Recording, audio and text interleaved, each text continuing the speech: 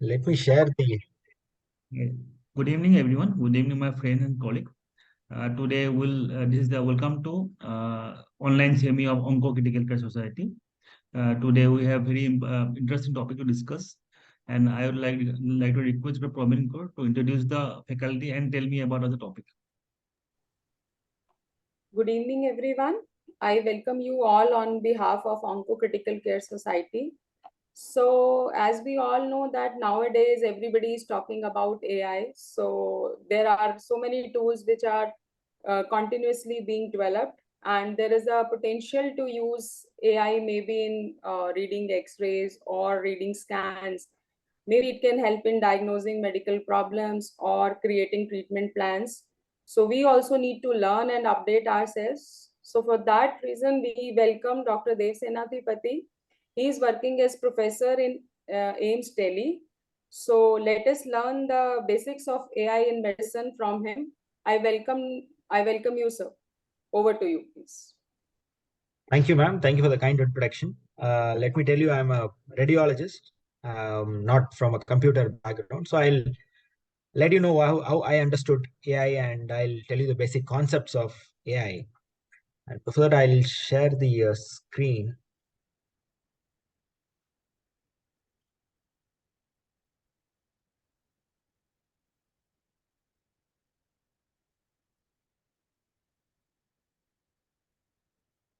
I hope it's visible now. Yes, All right. it's visible. All right. All right. This is now in full screen, right? Yes. Okay. So I'll take another, I think, 30 minutes or 35 minutes or 40 minutes to cover this topic. And yeah, this is my outline. The basics of AI, history and evolution, how it evolved over a period of time, the terminologies which are mostly used in this domain, the current utility in medicine specifically, that is what we are mostly interested in, and the methods of machine learning, the radiomics part, I'll come to it later, and what is the need for interpretable AI? I'll introduce that concept little later when I reach that slide, and other challenges and problems, and then I'll conclude. Okay. First, the basic question which I had when I first started learning about AI was that what is the difference between automation and artificial intelligence? These two terminologies are sometimes interchangeably used because in a vague way, automation is also part of artificial intelligence. But in the modern way, how artificial intelligence works is quite different from automation. So we need to understand that AI is quite different from what we call as automation. Let me give an example of that. Let us assume that you are going to your office, and you want your bulb should come on when bulb should be turned on when you enter the office, and it should switch off when you leave the office. Normally we do it manually, like when you enter the office, switch on it manually, and when you leave the office, you can switch it off. This is a manual operation. There is nothing automation, or there is no intelligence involved. It is surely a manual operation. Then what is automation now? You automate the process by putting a chip or a rule-based thing into that bulb, saying that when I enter the office on Monday to Saturday at 9 o'clock, it should come on. And at 5 o'clock or 6 o'clock, whatever you create a rule for that particular thing, it should switch off. Or you put a sensor like a motion sensor or infrared sensor, which will recognize your presence or anybody's presence in the office, and it should come on. This is automation. There is no intelligence into this. You have created a rule for that particular device, and that particular device functions on that particular rule, right? This is pure coding and rule-based process. What is the problem in this? This is a good way, right? When you enter the office at 9 o'clock, and when you get out at 5 or 6 o'clock, the light will be on. But the problem here is, some days you may not be going at 9 o'clock. Some days you may be entering the office by 8 o'clock or 10 o'clock, or maybe you're taking a break, or you're not go for a coffee or something. So that rule-based thing cannot take care of all of your variations over a period of time. So that is one problem. The other problem is if you go with sensors like a light sensor, motion sensor, and all, but even it won't recognize you. It will recognize any motion. If something is moving inside the room, if there is a fan switched on, which will move the calendar or some kind of movement, it will fallaciously turn it on. So these are the problems in automation. Automation is commonly used in routine life, but it is not an intelligent process. It is coded by a method by the developer, and that particular device follows that coding. It will not think, or it will not decide on its own to how to perform. Now, what is artificial intelligence? Here, in the modern terminology of artificial intelligence, first, you don't code, or you don't create rules for the bulb. The bulb will learn on its own. Whenever you enter the office, it will note it down. Yes, this is the time Dr. Saab comes to our office, and this is the time he leaves. This is the time he goes for a break, and this is the time he goes for a lunch break. And over a period of time, it will know the pattern. It will be like a PA. PA would know your routine perfectly well, right? Similar to that, the bulb also would learn over a period of time. And over a period of time, once it learns your pattern, it will function accordingly. So that is the difference between artificial intelligence, the modern artificial intelligence, and the automation. Automation, you create your own rules, and that the device will follow that particular rigid set of rules. Whereas in artificial intelligence or a neural network will learn on its own. The data is the learning. The process learns first, and then it will try to decide or act on it. This is just a analogy I wanted to give, because that will broadly give you an idea of what is artificial intelligence. All right. Sorry. So now the definition of artificial intelligence. AI is not a new word. It was coined almost 50, 60 years back, and that is a technique which enables computers to mimic some human intelligence to some extent. So it is not a new terminology at all. If it is a 50-year-old terminology, why there is a buzz now? For that, you need to understand how the computational intelligence over a period of time evolved from 1990s to the current time. In 1992, there was this computer called Chinook, and that was old software, hardware. It's a very basic kind of computer, and that was playing checkers. That's again, the name of the game is checkers with Marion Tinsley. And Chinook lost to Marion Tinsley, because Marion Tinsley is a very good champion player, and Chinook lost to that particular person. In 1997, what happened? IBM developed a computer or an algorithm which is called as Deep Blue, and it played chess with Gary Kasparov. You all know Gary Kasparov is a grandmaster and very famous chess player. And Gary Kasparov lost to Deep Blue by a slim margin, but nevertheless he lost. In 1997, this happened, and everybody thought, in a game of chess, you can create n number of rules to decide a particular move. There are only finite moves in a particular game. So they all say that no, human intelligence is far more complex and potent compared to these algorithms. So nobody took it seriously. But in 2016, that's when a company called DeepMind, now it's a part of Google, created an algorithm called AlphaGo, and and and there is a player called Lee Sedol, who is again a champion player of Go. Go is a game, and there was a match between AlphaGo and Lee Sedol. And in that particular game, in the round of five, AlphaGo won 4 times, and Lee Sedol, who is the champion of particular time, he just won once. So this is a pivotal moment for AI, because Go is a kind of game I don't play. I don't know the rules of Go, but I know that in any uh, point of move, there are 10 to the power 360 possible moves you can think of.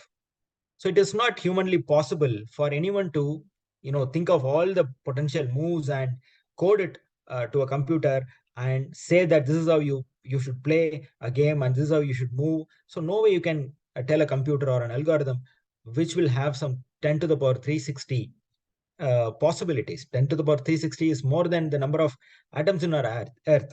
So it's not humanly possible. But AI was able to uh, defeat this champion player of Go. And this is when everybody took it seriously, that yeah, there is something, this is something like a wonderful algorithm which can have some kind of intelligence on its own.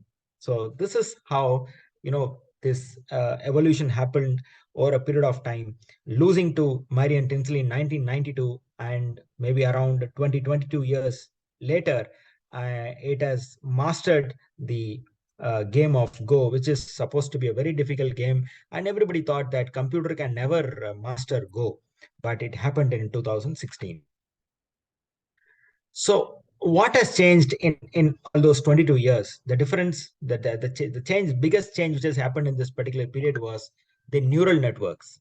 We all talk about neural networks in these days, and that neural networks is the key to the change which has happened in the recent past. It made all the difference in the evolution of AI. That gives the impetus, that gives the boost in the last 10 years or so. And that's the reason why AI is very famous, and it is very potential. It is a potential tool as of now. It is considered as a disruptive technology. It is almost like the invention of electricity or internet. This is so disruptive in any field. And the biggest difference in a neural network is capability to learn on its own without explicit program. You don't need to code to the computer or the device that this is how you should do something. It will learn first with the data provided, and it will find a way to to solve the problem. That is how the modern neural networks work. So the problem in neural networks, these are the advantages, right? There are problems also. It takes time to learn. It cannot work from the day one.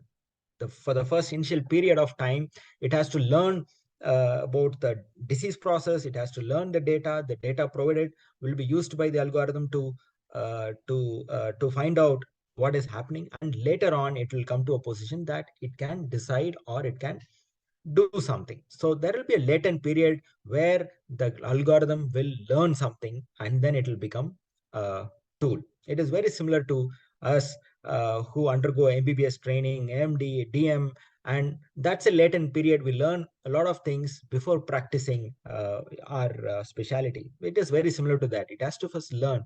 That's one limitation in neural networks. All right, let's clarify the terminologies now. Artificial intelligence is a very vague terminology. Nowadays, you can't find even a phone or a TV or any gadget without labeling it as artificial AI enabled or something. So this is a very vague terminology which includes everything under the earth, under the sun. So artificial intelligence is a very broad terminology. It encompasses everything. Inside that, there is something called machine learning. Machine learning is a true sophisticated algorithm which can learn with the data provided to that particular algorithm. So machine learning forms a small subset of artificial intelligence, and modern day neural networks like CNN, convolutional neural networks, and deep neural networks, they form an even smaller subset of machine learning. So this is how the terminology evolved over a period of time. So artificial intelligence, all-encompassing, overarching terminology. Machine learning is a part of it, and deep learning is again a small, sophisticated part of AI, which is of interest in the recent times. Now, even in this machine learning, there are two types of machine learning. One is traditional machine learning or traditional AI, and the other one is modern machine learning. Most modern machine learning is mostly based on neural networks. So how do they differ from each other? In traditional algorithms, we have to prepare rules, and we have to tell and code the computers or the device how to perform. They do not learn. They just act on the codes we provide to them.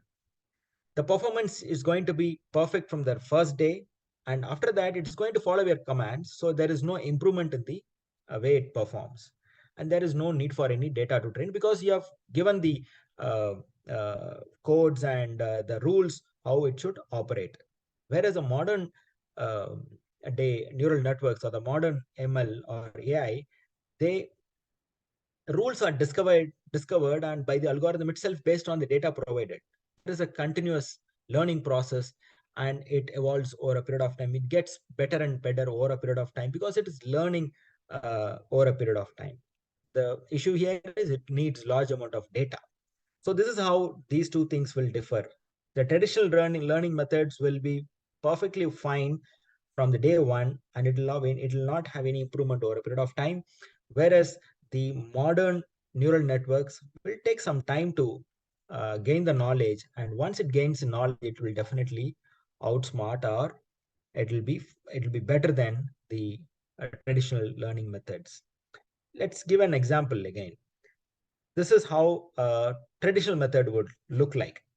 For example, if there is a variable called x, which is 1, and you give the rule also that y is equal to 2 times x. Now the computer can tell you if x is equal to x is equal to 1, the y is equal to 2, because you have given the rule to the computer that this is the relationship between x and y. Whereas the modern algorithms or the modern neural networks, they function a very different way. They don't need your formula. They just need data. First they need data that x equal to 1 and y is equal to 2. You give another data, x equal to 2 and y is equal to 4. You're just giving the data to it, and you're not going to tell you what is the relationship between these two things. Over a period of time, the algorithm will find out the relationship between x and y, and once it finds a relationship, after that it can function optimally. So this is the basic difference between the traditional methods and the new methods. The way it learns by the given data is the biggest difference.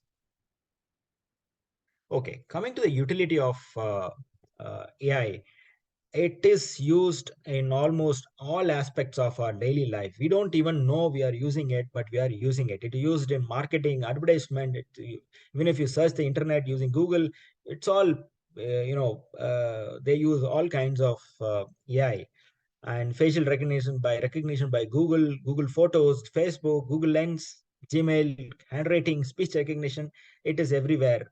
Of late, you would have known about ChatGPT, Bard, Siri. Everything is based on artificial intelligence. Even the security cameras, surveillance cameras, they all use these AI technologies. Even there are self-driving trucks and drones which are already in utility. So now we know that AI can learn using the data, and once it learns, it can perform like human. It can take decisions like human. It can perform and think like human to some extent. Okay, let's assume that they are equal, or AI is equal to human brain, or somewhat equal to human brain. Even then, what are the benefits of AI compared to human ability? Even if both are equally good, but we cannot function the way machine functions. The efficiency is 24/7 maintained the same way, whereas we cannot maintain the same level of efficiency from morning to evening. We need some break, we need sleep, we need rest. Machines do not need this kind of rest, and uniformity is guaranteed in these devices, whereas in humans, there will be very big difference between a super specialty hospital like yours and a primary health center. The doctors at two places cannot be of similar caliber. Whereas if you implement AI, it is a software. It can work in Delhi the same way it can work in any peripheral center. The knowledge transfer is easy and fast. It is, I mean, you would have, if you had seen this movie Matrix, learning Kung Fu or Karate is just loading it in your brain. That's all. You don't need to learn from the scratch. Whereas in traditional teaching, which happens in our residency, if you need to transfer knowledge to our students, it happens over a period of 3 years or 4 years or even longer time. So you need to train them. It takes over a period of time, and you cannot transfer your wisdom or knowledge to uh, to uh, sorry you cannot transfer the knowledge to anybody like computers do. So you have to, the student has to undergo the same process of learning from the scratch and everything. Whereas in computer, it happens very fast. Updates can be rolled out faster. So at one switch of a button, it can be delivered to multiple devices at once, and they get better and better over a period of time. So machines have definite edge over human capabilities, even though let's say assume that we are both uh, equally intelligent, but machines have an edge over human abilities. So what about medicine? We always thought like medicine is a very complex science. In fact, medicine is not a precise science like computer science, math, or chemistry. Maths and chemistry are like, there are formulas. You know that this is how this is what it'll happen if you mix two things. You know that this is how a mathematical formula would work out. But medicine is not a precise science. This is what I also thought. And medicine, I always thought that, reading a chest radiograph is something you need the gut feeling, and you need to recognize the pattern. You need to see it like this, you need to see it like this, and how a computer can do all these things. Sometimes there can be artifacts in the x-ray, sometimes the x-ray can be ulta, whatever. But I mean, medicine, not just radiology, it's all about in all disciplines. It is complex, there is a lot of variables involved, and it is different for different individual. But AI recognize the pattern, like we recognize the pattern. Whenever we look at X-rays or any list of values, in your case, if you look at a list of values or in a monitor, you would recognize the pattern. You would in a second you will recognize there is something wrong, right? Similarly, AI also recognize that pattern, and what we call as medical intuition can be learned by the machine also, right? So this traditional thought process of medicine is a medical needs medical intuition, and it's very difficult to learn by the computers and all. It is slowly getting demolished. All right, so even if we think of our learning process, we learn over a period of time. Our brain also has a neural network. In fact, the arrangement of the neural networks in AI comes from our brain, our own neural networks. This is exactly same way the AI nodes are arranged.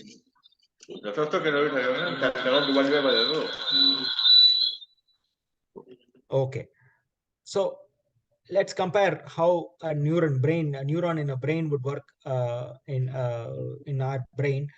Like whenever we get some inputs, our neurons will get activated, and depending upon the number of neurons getting activated, the decision is made by the weightage given by a particular neuron, and you act on it, right? Similarly, for example, even uh, in our if you once you see a dog, how would you know that you are looking at a dog?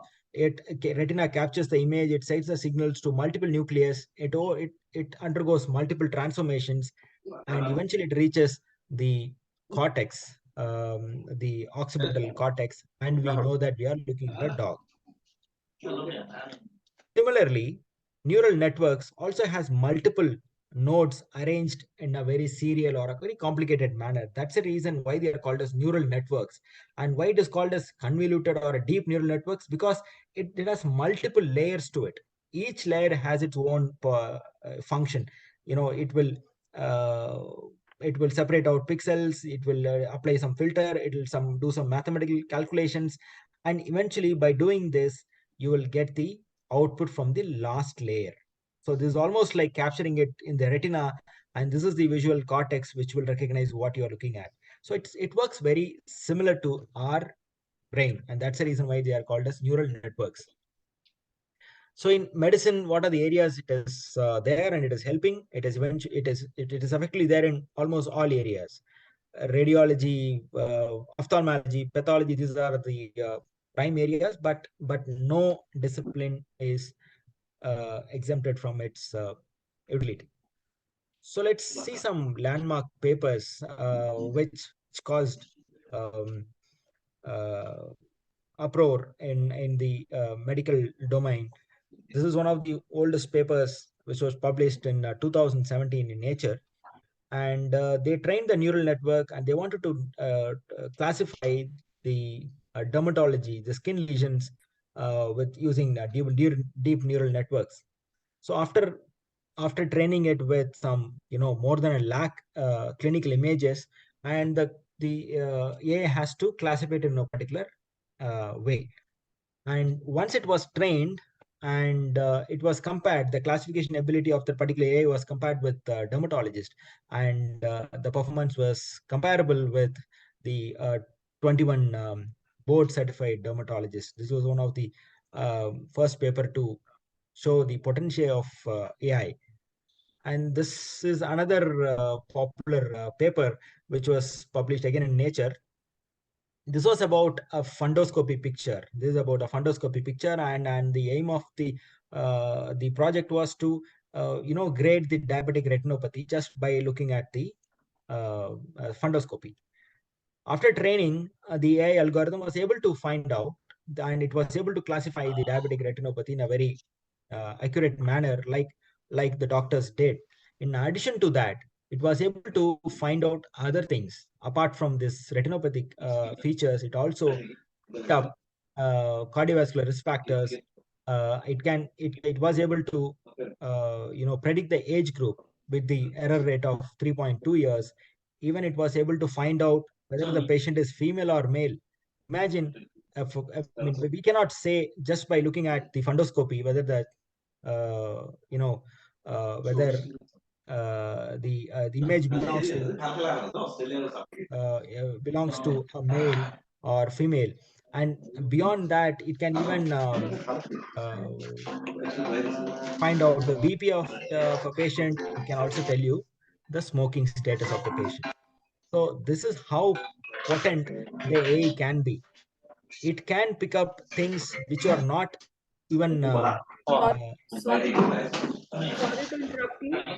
All of you, please mute yourselves. Somebody's audio is on. okay. No, no, not for you. I think somebody's this thing is on so continuously. So please carry on. It's okay. It's okay. So so the purpose for training this algorithm was to classify diabetic retinopathy, but it performed much beyond that classification. It was able to tell you the age, it was able to tell you the gender, it was able to tell you the BP of the particular patient just by looking at the fundoscopy. So we all think that, how can some algorithm can find out the gender or age of the patient just by looking at the fundoscopy? That's the advantage of, that's a potential of AI. It can bring out things we never imagined. It can bring out parameters which you would have never thought of. So, like yours is a data intensive discipline, right? You get multiple parameters on your monitor. So we are trained to look at particular parameter in a particular way. So we are trained to do that, and we look at those parameters. But when you give all the data to an AI algorithm, it might pick up multiple other factors which we were never thought about, which we are not even taught. So that's the potential of AI. This is another paper which was again published in 2020, and they trained this algorithm using the mammogram, and it outperformed all the human readers, including the residents who were trained in breast imaging, and the algorithm performed better than those residents. And this is one classical case which was quoted in that article. This was the mammogram which was done 4 years before the diagnosis of breast cancer. This is the tiny cancer, and this was the mammogram which was done 4 years before that. And the algorithm was able to pick up this tiny nodule and was able to classify it as a cancer, or it highlighted that area as high risk for cancer. So, but human readers were able to pick up that 4 years later. So this is, sometimes it can perform much better than human intelligence. So there are other areas where it can work. For example, this is from our own institute. We have this software which is used to estimate bone age in a child or any person. It is important for endocrinology practice, or it is important for sports medicine and all those things, where the age determination is very important. It has its own medical legal aspect also. Normally, when we use this TW2 or GP method to estimate bone age, it takes a long time. It takes 5 to 10 minutes. Even for a trained user, it takes 5 to 10 minutes to come to a conclusion. So this software, it is a click of a button. In 2 seconds, it will figure out the contour. It calculates the age and it give you the results, and it can even give you the adult predicted height also for the child. So it can be faster. It can make your mundane process more efficient and help you in performing better. So there was another small project which we did in during the COVID time. This was done by our colleague, and what we did, we there were multiple COVID X-ray which was done during the COVID era, and this X-rays were trained used to train the algorithm, and the algorithm had the purpose was to differentiate COVID X-rays from non-COVID, or by looking at just the X-ray, can the algorithm say that this is COVID positive or COVID negative. So it performed well. For example, in this patient, it was able to find out the area. This is where the abnormality is, and it can even mark out that area using this bounding box or a heat map. This was expected. This was okay. When you train the algorithm, it will be able to find out the areas of the abnormality. But in few X-rays, it kept on marking this cardiac area. For example, this is a bounding box. It kept on showing this area as the abnormal area. We initially thought, okay, this must be an error, and this is not the area where we look for any lung changes, and why the algorithm is keep on pointing that particular area.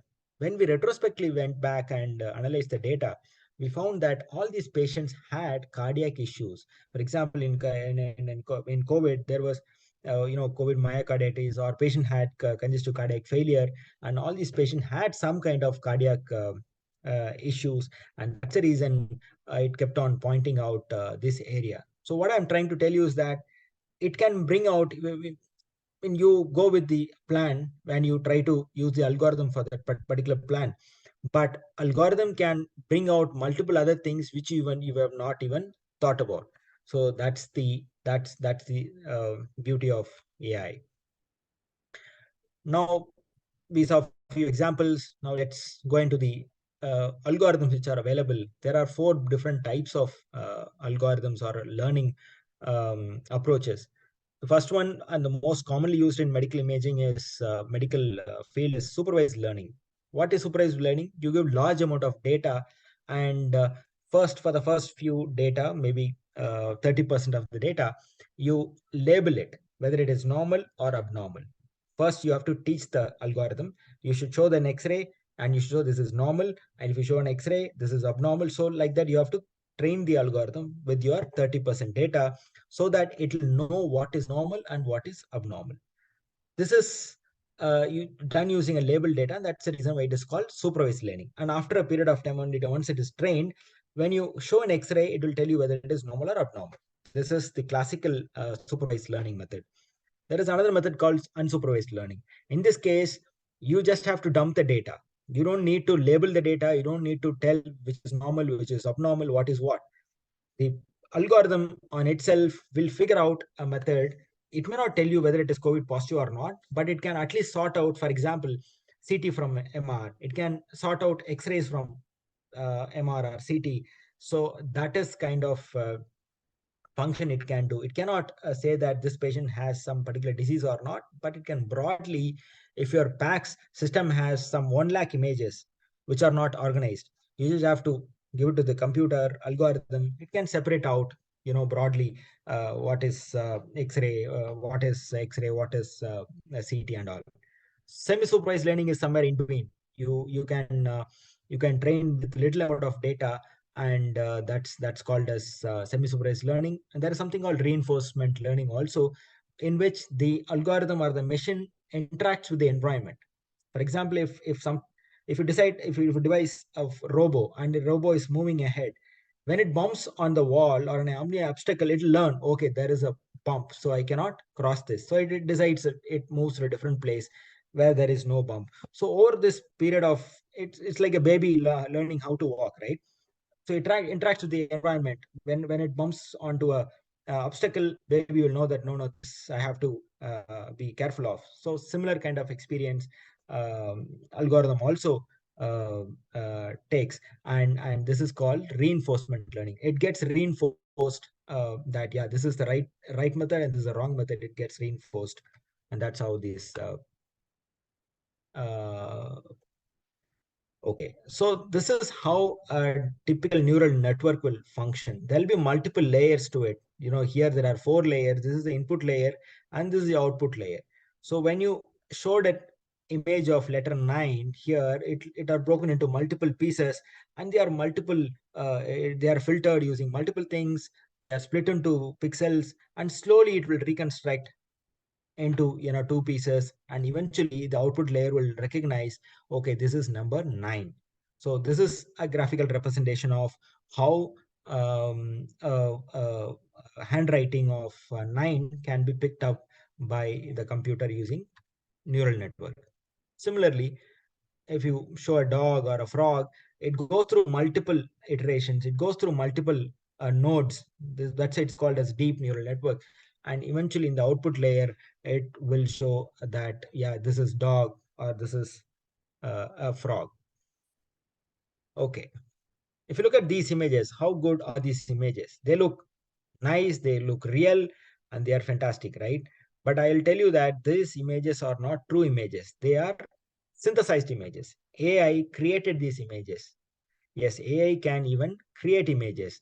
And you must have seen it in internet that AI has created this kind of image of Gandhi or many leaders in the present scenario, watching a cricket or watching IPL or playing IPL or something like that. So it can create images which are looking, which may look very natural. So look at these images. These are AI synthesized images. So what's the importance of these in medical imaging is that it can synthesize images of X-ray, it can synthesize images of uh, MR, CT, and so on. So how does it happen? Is that it is called as generative adversarial network. It is also known as GAN. It has 2 servers. One is the generator server, and the other one is the discriminator network. The generator will generate an image, and the discriminator will say whether it is a true image or a false image. So over a period of these 2 things will fight among each other. One is against pit against the other one. Both will do multiple iterations, thousands or millions of iterations, till a point where the generator generates an image and the discriminator no longer able to decide whether it is true or false. So that's when we can say that the GAN network has matured enough.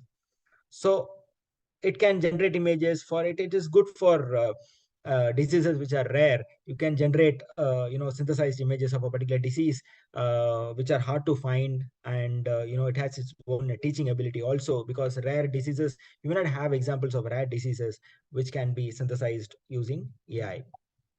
Another example of where these GAN networks can help in radiology, at least because I'm a radiologist, so that's why I'm showing a lot of examples from radiology. So if a patient has undergone CT, and if you want the patient's MR, you don't need to do an MR for that patient. You can generate MR images from the CT image itself. So these are the true acquired images, and these are the synthesized images. So based on the CT, the image, the algorithm can generate it can generate MR images on its own, and which can be used for diagnostic purpose. These are in experimental stage, so it will take long time to come to clinical practice. But I'm telling you, this is the scope of GAN networks in AI. So what can be the utility? MR time is very precious. It takes longer time. Patients get agitated if you have to put them under scanner for a very long time. So you just have a CT, you can generate MR without doing an MR. And similarly, if you have MR, you can generate CT. That will reduce the radiation dose to the patient. There are utilities. There are multiple scenarios where you can benefit from this. Another, it is not a neural network, but a machine learning based approach is called text analysis. text analysis is something which is used mainly in images. For example, in radiology images, what we see on images is the macroscopic features. We look at macroscopic features in that particular image, and we come to a diagnosis. But there are multiple pixels in that particular image, and each pixel has its own fingerprint, and we don't look at each pixel, we look at a macroscopic picture. But computers can read the pixels and analyze those pixels and look at the arrangement of those pixels, the way the process of analyzing each and every pixel, how they are arranged, how they are located in that particular image. That particular process is called texture analysis. You just look at the texture of the image, pixel by pixel texture of the image, and you analyze it. That process is called texture analysis or radiomics. When you correlate radiomics parameters with the genetic profile of a patient, it is called as radiogenomics.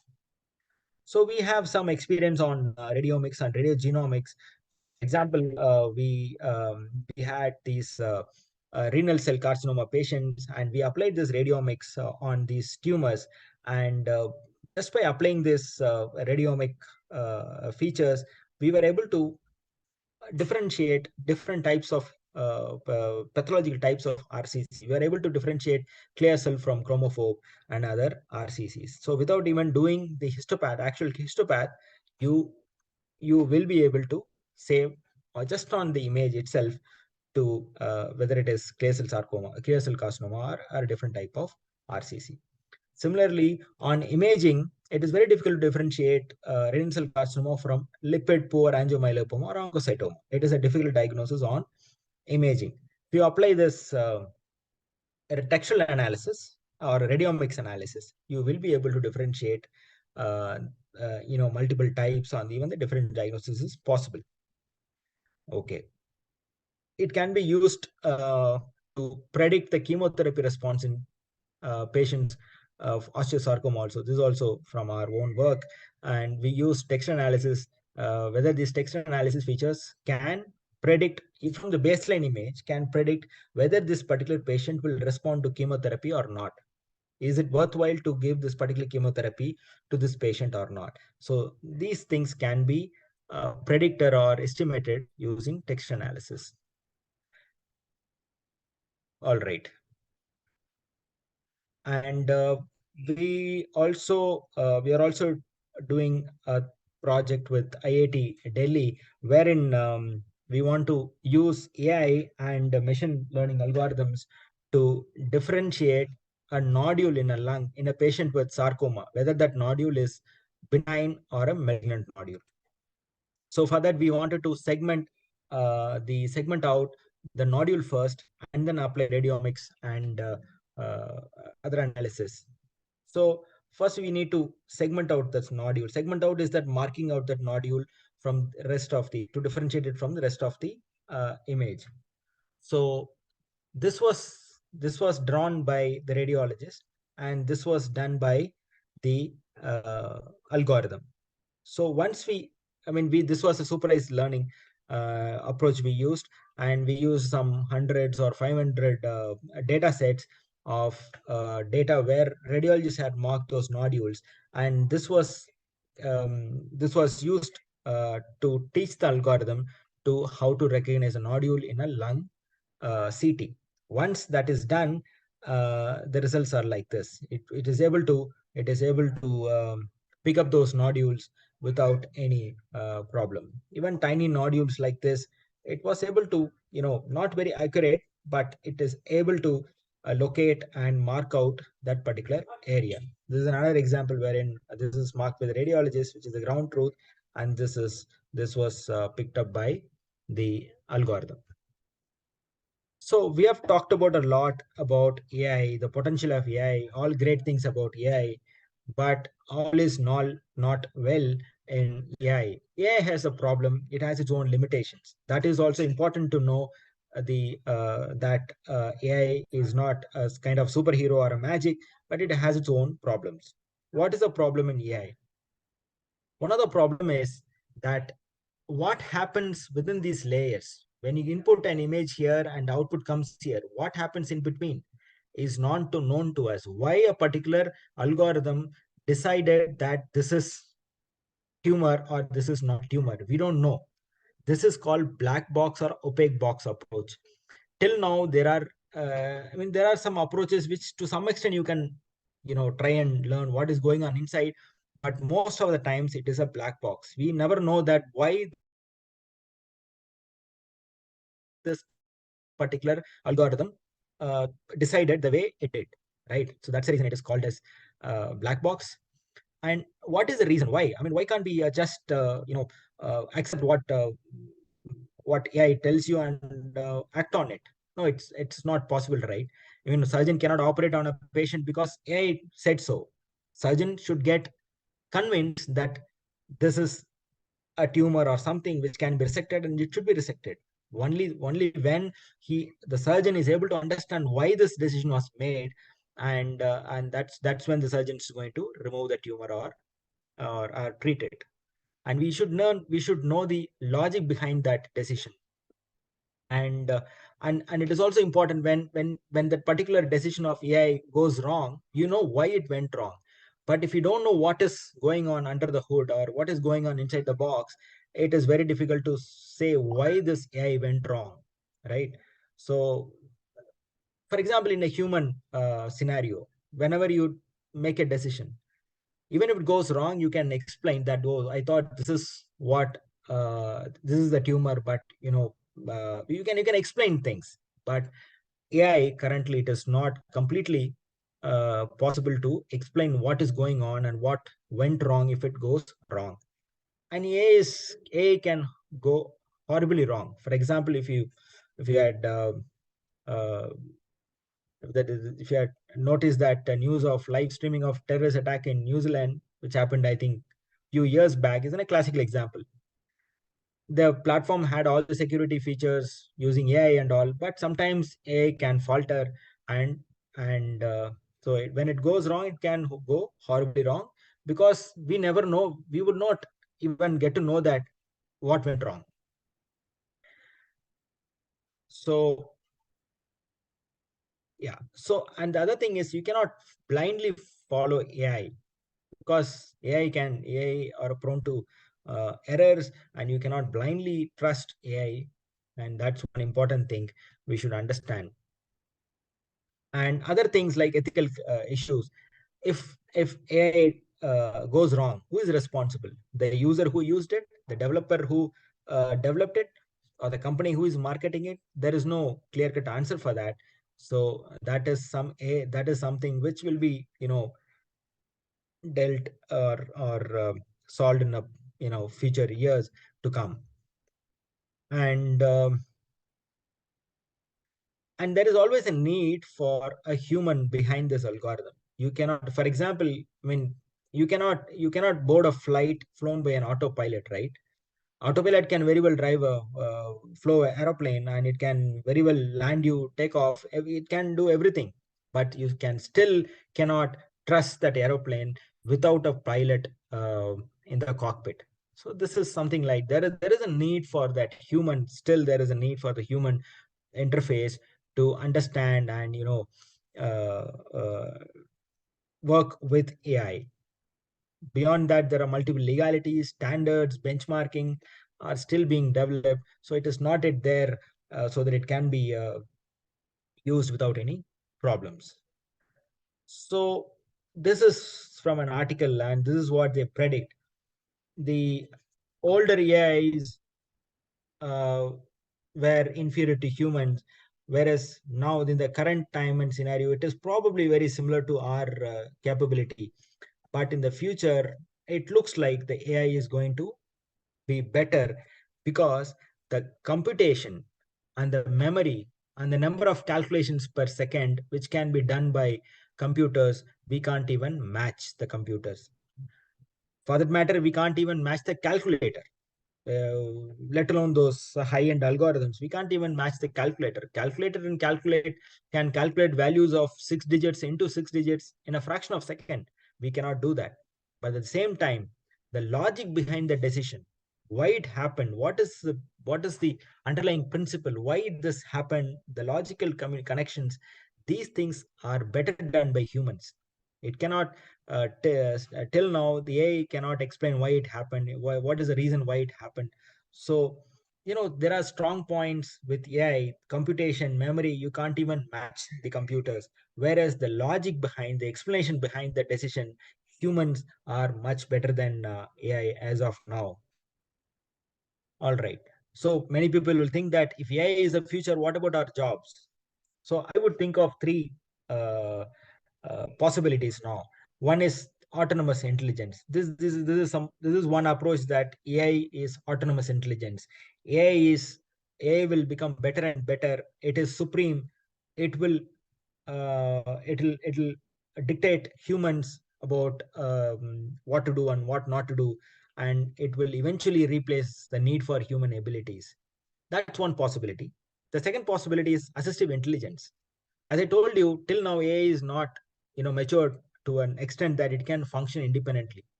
One would think that it can never go beyond the capability of a human. It will always need a human to understand and uh, do things accordingly.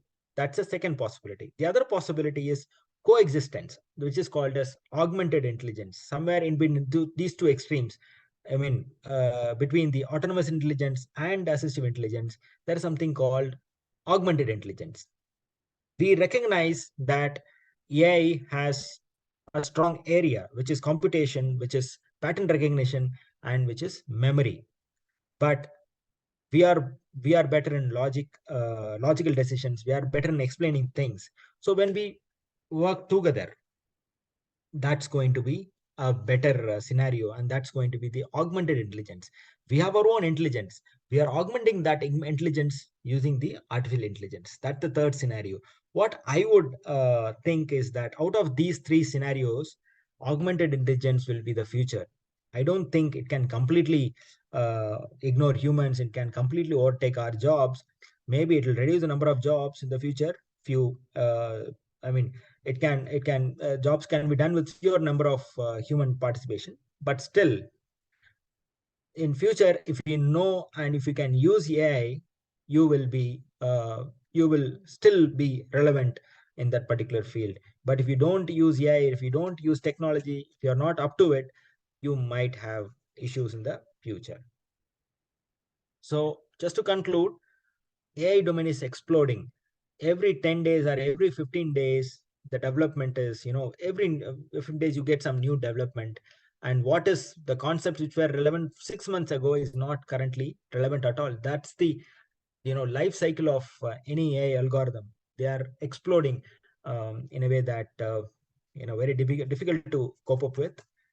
It is important for us. There is no need to understand it completely. There is no need to know how to code or create algorithms, but it is important to know that what is happening, keep tab of what is happening in this domain, and how can we use these eight technologies in our domain to solve our problems. The other thing is data is the basic requirement of AI. Like us, I'm a radiologist, so we have a lot of data which are all images. Similarly, like critical as a critical care specialist, you have a lot of data, numerical data. I know, I understand, but you also have a lot of data. If you organize it, if you keep it in a structured way, that is going to be a gold mine for you. You can use this data. For example, let's say that patient is admitted in ICU, and some patients come out of very similar disease process, but some patients come out of it and some patients succumb to it. What determines that? Whether the age or the blood parameters. What is the difference between the patient who comes out of the ICU or who succumbs to the disease process? When you have a lot of data and you use this data to solve these kind of problems, I'm just giving you an example of ICU patient. You in fact can will be able to find out that particular parameter which you would not even thought about it in the past. Maybe the key thing, or a combination of multiple parameters, may be the key thing to differentiate these two things. So data is the key, structured data is the key in the current day. Data is very important. Keep it organized, and you can use it for developing your own algorithms. Think of problem areas.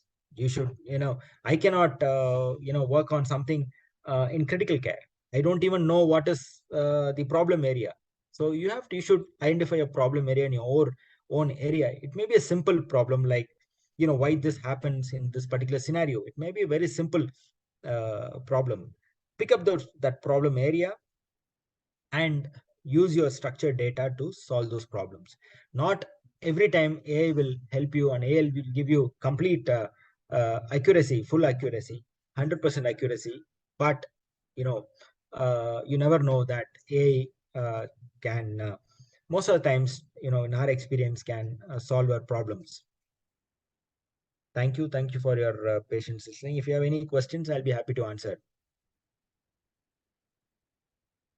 Thank you, Dr. Deva. It was an excellent class. You have explained us actually what is the meaning of AI. We can take the question in the chat box. You can, if any audience has any question, you can have in the chat box.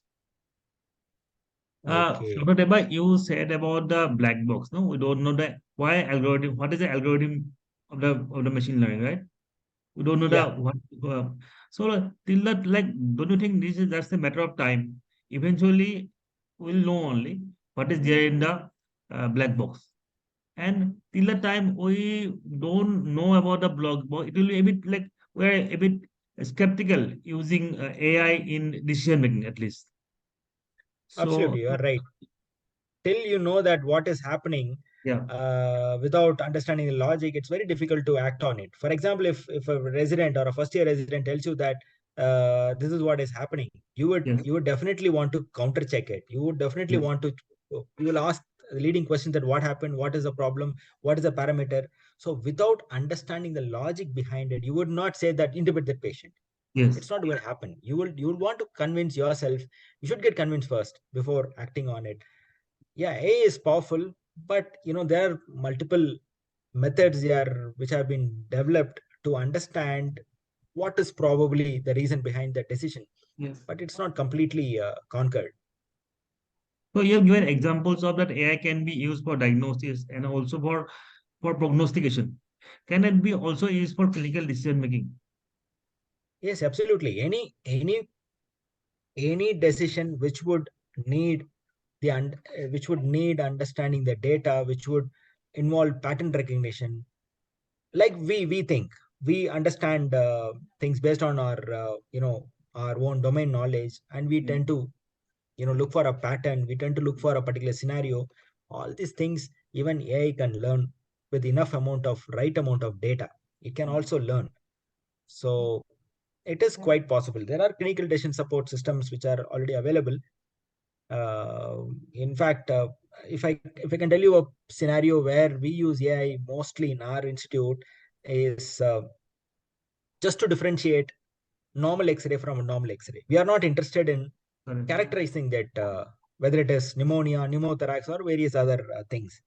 The the case load in our institute just for chest X-ray is so much that our residents cannot possibly report all those X-rays. Yes, So we use AI just to triage it, or just to you know make a binary decision of whether it is normal or abnormal. Normal X-rays can be sent to the clinicians directly, and abnormal X-rays can be seen by the radiologist, so that you can use it uh, to solve any of your problems. This is our problem. Our problem was to, we are not able to cope up with the number of X-rays being done and reported. correct. But you have some other problem. So think of a problem, and then Yeah. And One, since yeah, like how much data actually we need normally that's to train that's an that's a algorithm? difficult. Yeah, that's a difficult question. I also used to ask the same question when I was interacting with the IIT guys. It Yes, is difficult to. It largely depends on the number of the complexity of the problem. If it is for example, if it is black and white, if it is black paper and white paper, you need very simple, very few examples to train the model, because this is diametrically opposite sides of the spectrum. So it's easy to, there are no commonality between these two things. So the algorithm can easily differentiate. But complex problems are not like black and white, right? It's a shades of gray, and you have examples of both the things, which can mimic each other. So in those kind of scenarios, you would need more number of samples, more number of examples of particular scenario. Only if uh, only if you give examples of a particular scenario or a particular situation, the machine can learn. So machine cannot take a decision which it can which it never learned from you. So depending on the complexity, the number can go up, but there are novel approaches wherein they try to reduce the number of samples by tweaking the algorithm, by using multiple other. There are options to decrease the number of data. That that I'm not the expert, but data scientists can tell you that like 3-4 years back, uh, you know any problem would need thousands of data. The data analysts, data scientists will not even talk about anything less than 1,000 or 2,000. But now they can manage with probably 1,000 or 500, or even depending on the problem, it can be managed, because things are getting better in that domain also. It's not that not every time you would need a large amount of data. Depends on your problem, and and the complexity of the problem. One more thing I wanted to ask, you mentioned about this CT and MRI. So in critical care, it is very difficult to transport the patients for MRI because of so Mm, many technical issues. So correct. if a patient has a CT and this MRI thing was done on AI, and you find something on MRI by AI, so what is to be done? Is to be treated, or is to be left, or what is to Yeah, be done? Because then you are absolutely. in a trouble. If you report it, then if you don't treat it, then it is a trouble. So how to go for it? Yeah, I mean, there is no answer to it. It is now a proof of concept. It is just a proof of concept that MR can be synthesized from the CT data, Yeah. right? That is in a particular situation in a spine CT. It was able the algorithm was able to generate MR. But what will happen if it is a brain CT? What will happen if it is abdominal CT? And if No, you no have idea at all. something normal, then it is a problem, Yes, because yes, if now attendants are knowing that there is something and you are not getting the MRI done, then there is a problem. So that will be a difficult scenario. I mean, then the yeah, same yeah, problem I think will be occurring the way we are facing with Google. So people absolutely. are coming, reading all the stuff, then it becomes difficult to explain as well. Absolutely. I mean, that's the reason I told you that you need to understand why the particular algorithm took a decision. Whether it is right or wrong, there should be some explanation to it. And that is called as interpretable AI. People are trying to do it, but we are not yet there. Yeah, yeah, So that's the reason why a human interface is always important in this kind of situations. yeah. But And it's, I mean, it is just a proof of concept. You cannot use it. It is not ready for routine clinical usage at all. It yeah, is it takes long time to test everything in particular scenario. This is like drug discovery. yeah. Once a drug is discovered, it goes through a long process of what happens in various situations. Is there any interaction? Is there any problem? Even after marketing it, there is a post marketing surveillance. It is very similar to that. It takes a very long time for these things to mature and come to clinical routine. So apart But you from, just yeah, yeah, please carry on, carry on. it is just the potential of AI. 5 years back, if you had asked me, can AI read X-rays, or maybe 5 or 8 years back, I would have told you that no, it cannot, because X-rays are very complex. Only radiologists can do. Not even clinicians can read X-rays. So, but Thank you. now it is in 6 or 7 or 5 years, things have completely changed. So if it can change over a period of 5 years, I mean, anything can happen in another 5 years or 10 years. Yeah, yeah, true, true. So apart from radiology, in any other department, you people are using it on a large scale? It is used in our ophthalmology, Or uh, and I mean, there are multiple other departments who use it. for their own small problem solving things. But majority of our working is still non-AI. Yeah. All right. Wherever we feel that this is a very mundane process. For example, if you look at abdominal CT, we are interested in looking at the pattern, abnormality, and we are not interested in measuring the liver, measuring that kidney, adrenal. So these kind of mundane jobs can be Done. taken over by AI.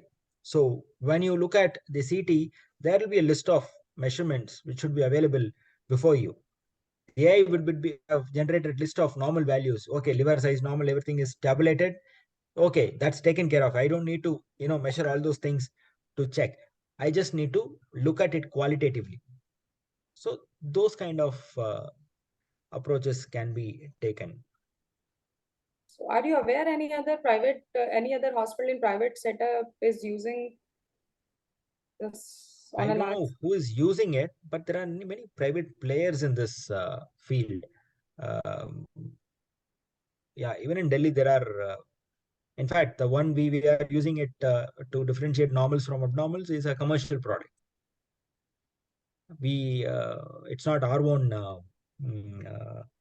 thing. We did not develop it, but we validated it, but we didn't develop.